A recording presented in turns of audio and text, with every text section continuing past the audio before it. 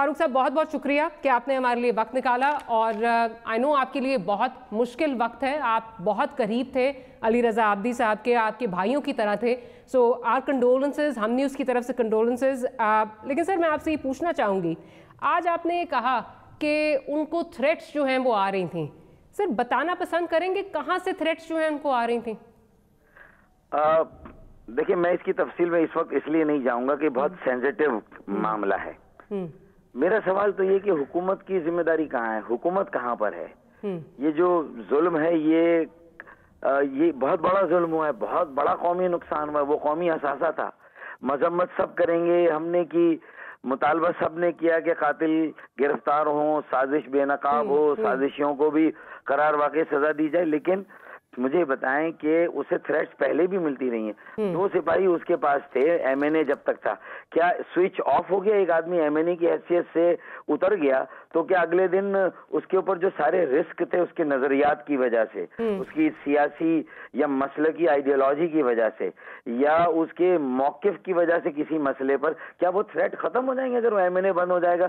इस परसेप्शन, इस सेंसिटिविटी की असेसमेंट कौन करेगा? कानून नाफिज करने वाले इदारे करेंगे, हुकूमत वक्त करेगी। और कराची में इतने सालों से ये एक जबर है, एक ऑपरेशन भी होता रहा है, तो उसके बावजूद अगर 2 सिपाही भी उसके वापस ले लिए गए थे और वो लेटर लिखता रहा।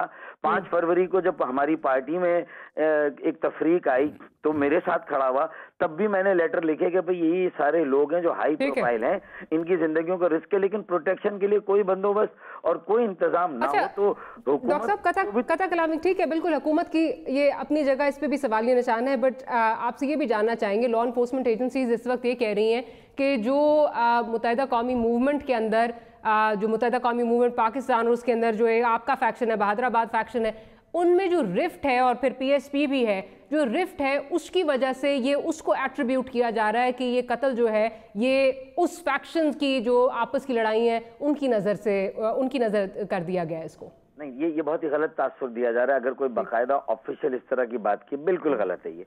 देखिए, मैं आपको बताऊं कि ये वो सारे फैक्शंस, अगर इन्हें फैक्शंस आप मानती भी हैं, ये सब नॉन वायलेंट हैं। इनमें से मुझे नहीं कि इनमें से कोई जो है वो अल्लाह ना करे वायलेंस की तरफ दोबारा पार्टी को जाने देगा।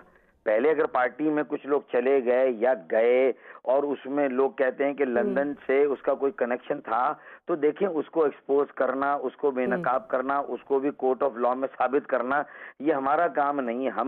हमें कभी ये पॉलिसी लंदन से भी नहीं मिली थी कि भाई आपको ये वायलेंस करना है। हम तो सियासी काम करते थे, तंजीमी काम करते थे, अवाम की खिदमत करते थे, मसाइल हल करते थे। रिस्पांसिबिलिटी किसी और की तरफ थी, बिल्कुल ठीक है।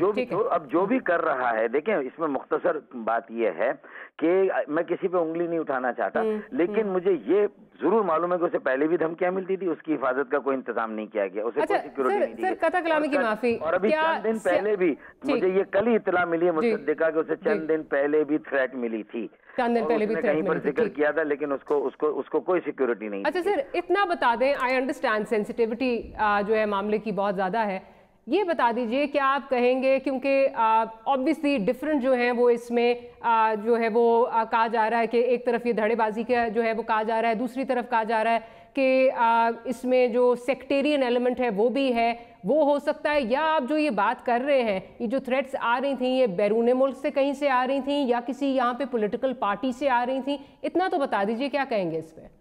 देखिए, मैं सिर्फ एक बात कहूंगा कि ये जो एमकेएम के धड़ों की जो बात हो रही है ना, हाँ, इनके आपस में उलझने की वजह से ये जरूर कहा जाए कि पार्टी कमजोर है इस वक्त, और उसे 4 सीटें ही मिली, कुछ उसे छीनी गई और कुछ वो खुद अपनी कमजोरी की वजह से सीटें उससे लूज हो गई ना। ये तो एक नैरेटिव है कि हाँ, इस नैरेटिव को आप कह सकते हैं कि चूंकि ये है तो इसलिए एमकेएम के लोगों को लेम डक या आसान टारगेट समझ के जो है वो कोई ना कोई निशाना बना रहा है। इस हद तक तो बात सही है जो पार्टी कमजोर हो गई, लेकिन ये कि पार्टी के लोग आपस में, ये मैं समझता हूँ कि इसका इम्कान मुझे कम न, बाकी ये लॉ एनफोर्समेंट एजेंसी और हुकूमत इसकी जिम्मेदार है, वो एक्सप्लोर करे कहाँ से आ रही थी, नहीं आ रही थी।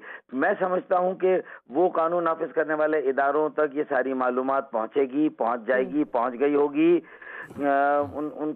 उनका टेलीफोन है, उसकी सारी फॉरेंसिक अगर होगी, ये सारी सिचुएशन होगी, मैं इशारे दे रहा हूँ, आप समझ जाएं तो वो जरूर वहां तक पहुंच जाएंगे, कम से कम जो थ्रेट देने वाले, मुझे नहीं पता थ्रेट देने वाले कौन है और किस किस बात पे थ्रेट दी गई है, लेकिन कल मुझे मुसद्दिका तौर पे ये पता चला उनके बहुत करीबी लोगों से कि उसे थ्रेट, और कल रात को उसने मुझसे टाइम भी मांगा था, मुझसे वो मिलना भी चाह रहा था, वो परेशान भी था और मुझसे मुलाकात करना चाह रहा था, और कल रात को हमारी मीटिंग होने वाली थी। Thank you for watching news line. मैं हूं डॉक्टर मारिया जुल्फिकार खान। इस वीडियो को लाइक करें, शेयर करें, अपने कमेंट जरूर दें and don't forget to subscribe to our YouTube channel.